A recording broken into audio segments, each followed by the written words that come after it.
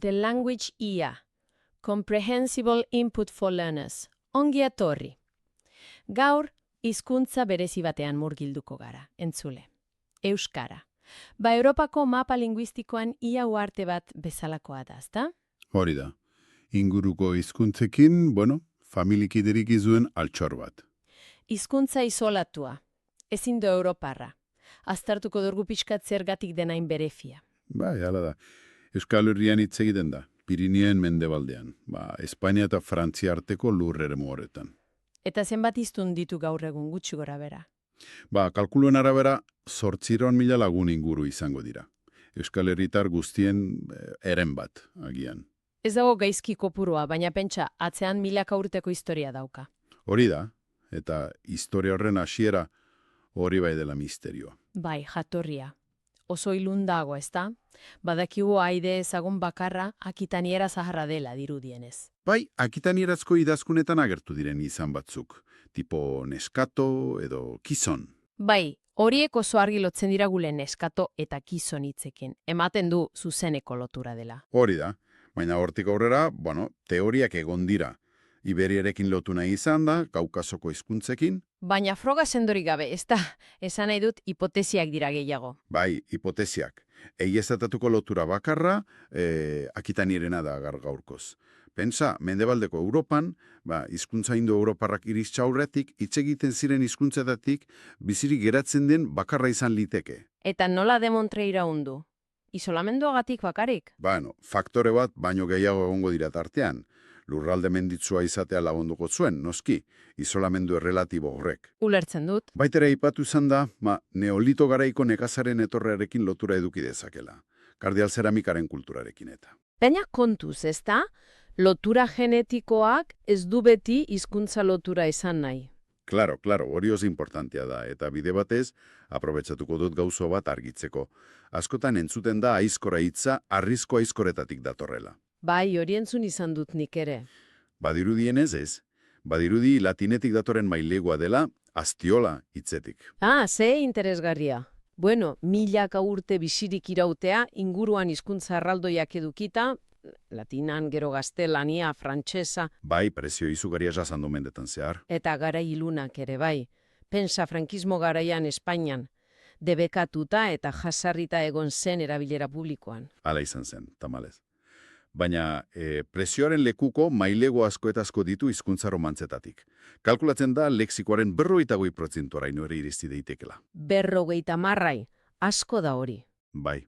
Pentsa egunero erabiltzen ditugun hitzetan. Elitza, liburu, bake, lege. Denak mailegoak dira. Baina hala ere, eta hori da harrigarrien agian, bere oinarrizko egitura gramatikak eutsi egin dio, ezta? Hori da gakoa. Morfologia aglutinatzailea eta sistema ergatiboa ia ukitu gabe mantendu ditu. Eta horrek egiten du hain berezia. Aglutinatzailea eta ergatiboa. Lagunduko dizu gertatzen zer esan nahi duten hitzoiek modu errazean. Bai, saiatuko naiz. Aglutinatzailea izateak esan nahi du, hitzak osatzeko erroari atzizkiak gehitzen zaizkiola, bata bestearen atzetik lego piezak bezala. Bakoitzak bere esanahia erantzten dio. Adibidez, etxe, etxea, etxeari, etxearekin, etxearaino. Ulertzen da. Eta ergatiboa? Ergatiboa da. Zaldi iragankoretan, hau da norbaitek zerbait egiten duenean, subjetuak marka berezi bat darama. Kak, atzizkia. Adibidez, gizonak etxea ikusi du. Gizonak horrek ka darama. Hori ez da gertatzen inguruko hizkuntzetan. Claro. Oso ezberdina da. Bai, batzuen ustez euskarak eragine izan zuen gaztelaneren fonologian ere, adibidez, B eta bu soinuen arteko bereizketa galtzerakoan. Oso interesgarria benetan. Eta gaur egun non eta nola bizi da euskara? Zein da bere egoera? 3 lurralde administratibotan nagusiki. Euskar Autonomia Erkidegoan, EAEn, Espainian, Nafarroako Foru Komunitatean, hori ere Espainian, eta Ipar Euskal Herrian, Frantziaren menpe. Baina estatusa oso ezberdina da leku batetik bestera, ezta? Bai oso. EAEn ofiziala da gaztelaniarekin batera. Nafarroan, legearen arabera eremu batzuetan bai besteetan ez, nahiko konplexua da. Eta Frantzian, zoritxarrez, ez du inolako estatus ofizialik. Hala ere, badirudi azken hamarkadetan, bereziki hegoaldean berpizte prozesu bat egon dela, indartsua gainera. Bai, oso nabarmena izan da eaen batez ere eta Nafarroako zonalde batzuetan ere bai. Hezkuntza izan da motorra, dudarik gabe. Ikastolen mugimendua, D eredua. D eredua, euskarazko murgiltze eredua, Hori da. Eta horren emaitza da, gazteen artean euskaldun kopuruna ikaragarria zidela. Pentsa, eaen, 16 eta 24 urte arteko gazteen ia 6,6 euskalduna da gaur egun. sekulako datua da hori. Bai, eta horretan, euskara batuak ere, 60ko hamarkadan sortutako hizkuntza estandarrak zer esan handia esan du, komunikazioa eta batasuna erraztu ditu.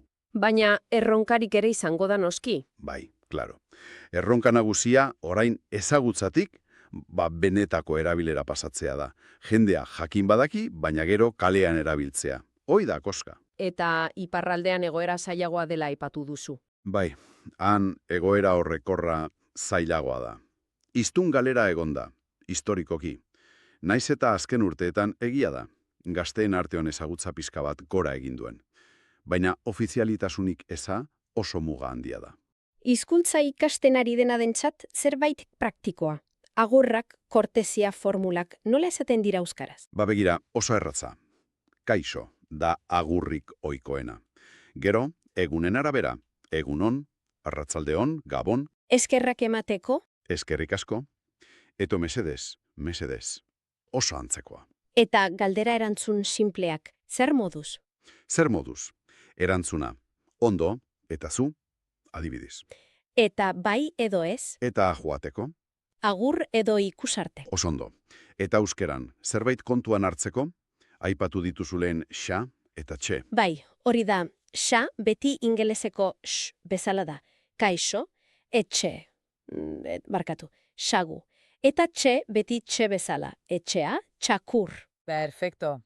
Entzule, milaka urte isolaturik irautea munduko hizkuntza handien artean, euskararen biziraupena, komunitate baten nortasunaren eta borondatearen isla da, ezta? Bai, erabat, benetan miresgarria da. Eta hizkuntzaren etorkizunea azken finean gure esku dago, hiztunon esku. Eguneroko erabileran, umei transmititzean, Hori da, belaunaldi berriek hizkuntza bizirik eta osasuntzu mantentzeko duten gogoan eta almenean. eta horrek galdera interesgarri bat uzten digu eirean, entzule. Gaur egungo mundu globalizatu honetan, non komunikazioa gero eta homogeneoagoa den, non dena berdintzen ari den, zer etorkizun daukate euskararen moduko hizkuntza txiki eta beretziek? Zein da haien benetako balioa? Pentsatzeko moduko galdera, dudarik gabe. Pentsatzeko gaia, bai? Mi esker gurekin izateagatik gaurkoan, ondo izan. Zuri ere bai, urregora arte.